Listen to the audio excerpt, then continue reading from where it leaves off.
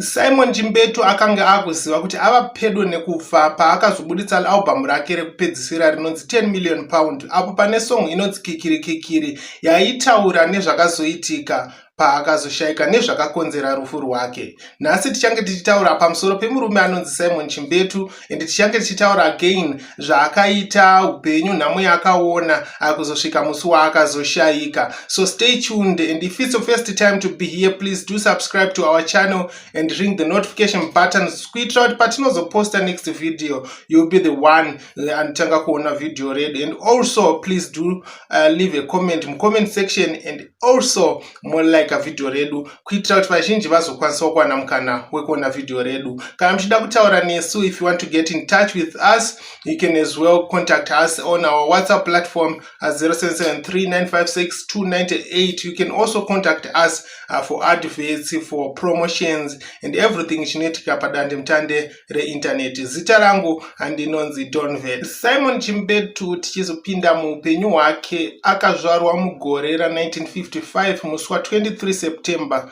Asi vabereki vaSimon Chimbetu vaibva kunyika yeTanzania. Baba vake vainzi Kosam Mwakalile Shembeto namai vake vachinzi Elizabeth Mwai Muchiwanga. Vakabva kunyika yeTanzania kunzvimbo inonzi Mbeya vachiuya kuZimbabwe vachizogara munzvimbo yeMusengezi kunova iko kwakazozvarirwa Simon Chimbetu. Baba vake vaiita zvekuvaka vari bricklayer. Zita rekuti Chimbetu rakazobva mispronunciation yaiitwa nevanhu vaigara munharaunda mavo. Instead of pronouncing Shembetu vaipronounce vachiti Chimbetu. And also zita rababa vaChimbetu rekuti Benson rakazova pazvitupa rakanga rabvawo also from vanhu vaive vachivadana vachiti Benson, and also the name rakazoita stuck. Tichidzokera kuna Simon Chimbetu, Simon Chimbetu akazvarwa mumhuri yevana 8, and also tichanyanya kutaura nezvavakazoita zvemumanzi. Simon aive third born pafamily yavo ye8 iyoyo, and also Naison akazozvarwa a year after Chimbetu azvarwa. Then last born also akazoita zvemumanzi, Alan akazozvarwa ari ye last born mumhuri mavo. Vazhinji tinonyanya kuziva Alan, Simon naNaison Chimbetu because of their contributions in the music industry, and also Ibrahim akambobata also Simon Chimbetu paakaenda kujere muna 1990. So ndo vamwe vanhu vachange tichiti batei nezvavo patichange tichienda mberi nehistory yaSimon Chimbetu. Munguva yehondo zvinofungidzirwa kuti Simon Chimbetu akambokidnapiwa akaendwa naye kuhondo nemagerira, asi akazodzoswa kumba zvichinzi angaonekwa kuti anga ari muduku zvakanyanyisa, apo paakambozogara kumba akazopedzisira azotumirwa kuti aende kunogara nasisi vake kuHarare kudziva rasekwa. Zvinozova izvo zvakazocontributa kuti Simon Chimbetu azopedzisira ajoina zvemumanzi. Simon achigara nasisi vake kuHarare kudziva rasekwa kwavanga vakawanikwa, akazopedzisira akushanda pafactory yaigadzira fodya, and then ipapo ndo pakazopedzisira pauyawo Naison achiuya kuzogara namukoma wake kuHarare, ndo pavakazotanga kuita zvemumanzi. Zvaiitika ndezvekuti Simon naiye Naison vaiita zvekunyora mumanzi on their spare time. Kana mukoma wake vachinge vazobva kubasa paye vatanga kuita zvemumanzi vachinyora nziyo dzavo, but challenge yaivepo kwavari panguva iyoyo mabhenda akawanda. Kuti unge uchiconsider kuti uri muimbi waifanira kunge une bhendi uchikwanisa also kuridza instrument, zvinova izvo zvaive se pull down factor kuvakomana ava, sekuti ivo chavaingokwanisa kuimba chete, asi vakomana ava havana kuita give up on their dream of becoming successful musicians. According to Naison, hanzi izvoni vaingonyora nziyo dzavo vachienda vachinopefuma mumabhawa. Vaiti vakatenga kadoro kavo kuDZ uko vobva vapinda mubhawa voenda kutsvaga kakona kavo votanga kuimba nziyo dzavo. And nziyo dzavainyanya kuimba panguva iyo yanzi yainzi nherera. Vainyanya kudziimba nziyo idzodzi mubhawa, zvaiita kuti vanhu vaive mubhawa imomo vavaunganira. Hanzi taive tiri vanhu vasinganyari kuimba zvekuti nyange tiri mubhazi taienda kunogara kubackseat atotanga kuimba. Zvinoita kuti vanhu vese vanenge vari mubhazi imomo vachitanga kutarisa vachiona kuti nai vanhu ava vari kutokwanisa kuimba vachinakidzwa nenziyo dzavo. Vakazoita Lucky mugore ra1978 pavakakwanisa kusangana naproducer ainetsa makore iwawo ainzi Chris Mutema. Chris Mutema ndiye umwe wemaproducers vakakwanisa kudiscover the likes of vana Thomas Mapfumo panguva iyoyo, and uyu munhu uyu anonzi Chris Mutema ndiye akazokwanisa kusolva problem yavo yekushaya bendi. Initially Chris Mutema akava director kuti vaende vanokwanisa kutaura nemurume ainzi Zex Manatsa, and patime iyo Zex Manatsa anga atova nemahits akawanda muindustry, so vakaenda vakanotaura naZex Manatsa kuti anga achivabatsira neproblem yavo yekushaya bendi. Asi panguva iyoyo vakaitawo munyama again sekuti Zex Manatsa airekodha album rake. Simon naNelson vakabva vadzokera kuna mukoma Mutema vachivaudza kuti mukoma tasvika kuna Zex uya ati haakwanisi kutibatsira pari zvino sekuti bendi rake riri kushandiswa vari kurekodha album. Then Chris Mutema akati no, chiendai kuHighfields kwaiwanika hotera yainzi Mushandira Pamwe Hotel, and kuhotera ikokoko ndiko kwaive nebhendi rairidza panguva iyoyo rainzi OK Success Band, railidwa nemukomana ainzi Joseph Ngoi. Asi havana kuita process iri easy pavakasvika futi ikoko kumushandira Pamwe Hotel, sekuti pavakazama kuapproacha Joseph Ngoi akazama kuvaignore for some time up until azovapa mukana wokunzwa nziyo dzavo, ndopaakanzwa kuti zvino vakomana vanotogona kuimba, akavapa mukana. So zvaitika ndezvekuti Joseph Ngoi aiita kuti bendi rake rivaridzire, then ivo vachiimba, but ipapo pavaishanda neOK Success Band vakakwanisa kurekodhawo futi album ravo rakazoita kuti vaite mukurumbira vazivikanwa. neOK Success Band vakarekodha album rinonzi Kosam Nerera Kosam. Iyi yaita sededication because baba vavo, remember sematauriro andamboita, vainzi Kosam Makalile Shembeto. Album iri raita sekunge dedication kuna baba vavo Kosam Shembeto, asi album iri rakaita mukurumbira wakanyanya zvekuti iye Simon naNelson vakatanga kuva more famous kudarika bendi raivaridzira reOK Success naJoseph Ngoi. Zvinoita kuti izvoni Joseph Ngoi akazopedzisira akuita tumajerasi sekuti paiti iye Chimbetu akapinda pastage vanhu vaifara zvisingaiti, asi panozopinda OK Success Band pastage pamushandira Pamwe Hotel vanhu vaizoti Chimbetu ngaadzoke. Zvinoita kuti iye Joseph Ngoi akatanga kuti bendi rake risaridzira Simon Chimbetu nemunin'ina wake. Munguva iyi vachisina bendi rinovaridzira asi vane dzimbo dzekuimba, vakadzokera again kuna mukoma Chris Mutema vakati no mukoma, vanhu vaya vamakatiti tinotaura navo zveshuwa vakakwanisa kutibatsira, asi challenge yatakuita nawo ndeyekuti vakomana vaya havachadiyazve kutibatsira nebendi ravo. Toita sei naye mukoma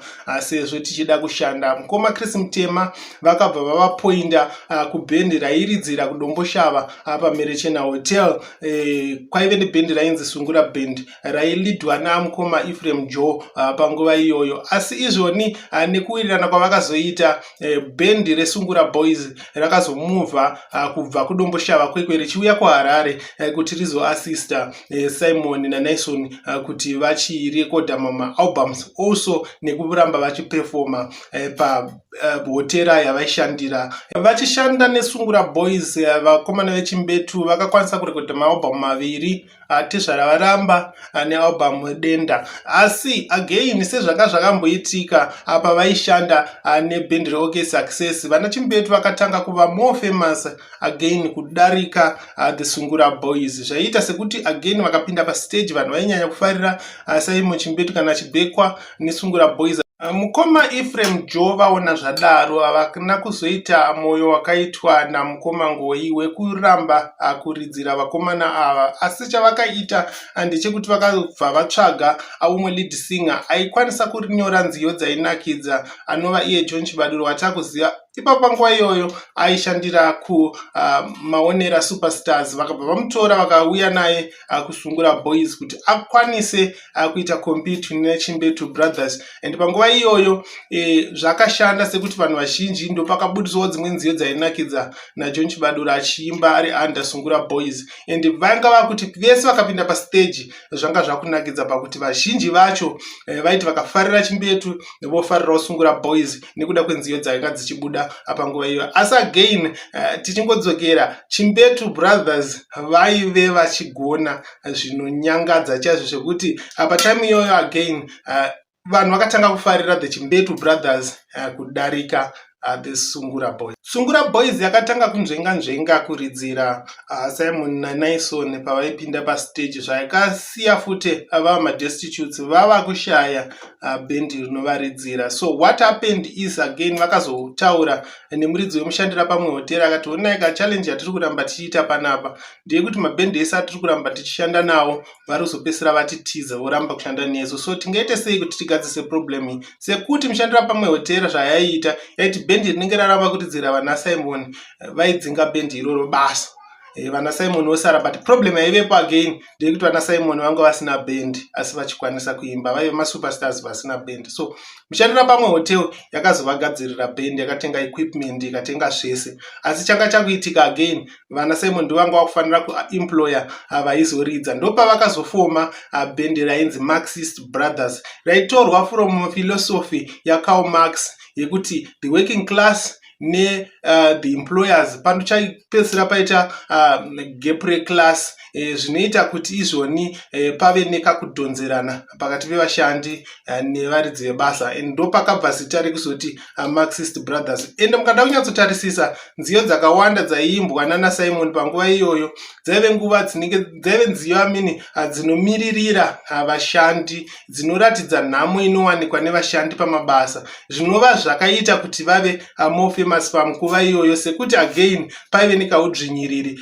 kaivepo pakati pevanhu vatema vaishandira varungu munguva iyo. Vachishanda vavaridzi vebhendi mugore ra1983 ndopa vakatanga kureleasa first album yavo yainzi Mwana Wedangwe, and vazhinji ndinoziva kuti ndopane title track inonzi Mwana Wedangwe, yese yatoziva shingirira mwana wedangwe. That album ra1983 ndo rakava first album ravo vachireleasa vari under Marxist Brothers, and then muna 1985 vakazoreleasa futi rimwe album rinonzi Kunjere Kunjere, rine title track again inonzi Kunjere Kunjere, vazhinji ndofunga futi munoriziva. Then muna 1986 ndopa vakazotanga kuzviti Dendera Kings, as again they kept the name Marxist Brothers pakava ye album ravo, kuitira kuti vakangotanga kuzviti Dendera Kings vamwe vaizokwanisa kutadza kuziva kuti ko iri kunzi Dendera Kings ndeipi. So they kept the name Marxist Brothers again ipapo. Tichienda mberi takaona kuti muna 1987 after vapedza kureleasa album ravo rinonzi Africa, vazhinji again ndinovimba munoriziva rine dzimwe nziyo dzakati one day dzakatrenda, but again pakatanga kudhonzeranwa panyaya dzemari, sekuti Naison iye Simon vanga vakudhonzerana panyaya dzemari, dzekushiyana kwemari, and also the split yemaroyalties yaiitwa nerecord label ravaishandira patime iyoyo. Umwe akuofewa madhiri ekuti chiita asolo artist kuti uwane mari yakawanda, marecord label as a way of trying to separate the family. So after album rinonzi Africa muna 1987 Simon naNaison vakasplita, umwe akabuditsa G7 band railidwa naNaison, and then iye Simon akasara achilida the Marxist Brothers, and again ndopa akazotanga kunyanya kuadoptiwa zita rekuti Dendera Kings. Tichifamba kusvika mugore ra1990 Simon Chimbetu akazosungwa akakonvictwa nekunzi ashandisa akatenga mota yakabiwa, and vakashaya munhu akaba mota akamutengesera, zvikapedzisira zvakunzi iye ndiye akanga aba mota. So Simon Chimbetu was convicted kubva muna 1990 kusvika muna 1994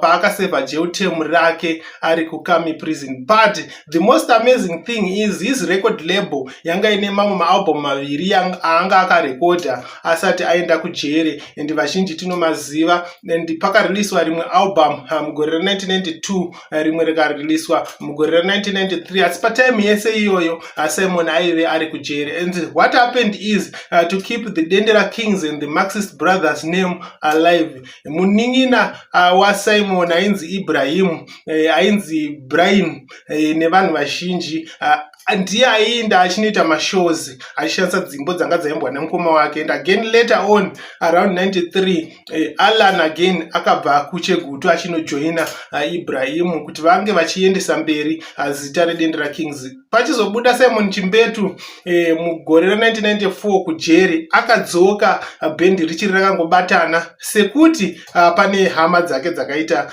Keep the Name Alive. Inonzi tsikiri tsikiri yaSimon Chimbetu iri palast album yake ndo yaibuditsa zvakazokonzera rufu rwake, zvaaibhilivha kuti ndizvo zviri kumutsoma. Patsikiri tsikiri aitaura kuti pane maforces nemweya iri kunditevera. Ende panguva iyoyo mukatarisa Simon Chimbetu wainyanyisa kuita maaccident anga akawandisa zvisingaiti, ende maaccidents aiita ese aiinvolva kuti aidhuma dongi and achiita sei, then oita mainjuries ogara muchipatara odzoka obuda, then achingobuda pichana ogara oita imwe accident. Zvakazokonfirmiwa again namukoma wake nemunin'ina wake Amine Anaisona achiti aiwa zvechokwadi mukoma vainge vaona sekuti pane mweya yanga ichivatevera, pane zvinhu zvainetsawo mumhuri mavo zvaiita kuti vainge vachiita munyama. Even Alan Chimbetu akakonfirma again akati zvechokwadi paiita sekunge pane maforces ainetsa patime iyoyo zvaizoita kuti mukoma wake apedzisira azoimba nziyo iyoyo enzikiri tsikiri. So Simon Chimbetu zvakaenda zvichienda, asi iye vazhinji semaziviro edu tinoziva kuti aive nezvaimunetsawo pamuutano hwake, asi macomplications akanyanya kukonzereswa nemaaccidents aiitika iwawo, zvinoita kuti even day raakazotisiya Simon Chimbetu akangoti ndiri kupindwa nechando, ndiri kunzwa musoro, then akazoendeswa kuchipatara akabva atisiya.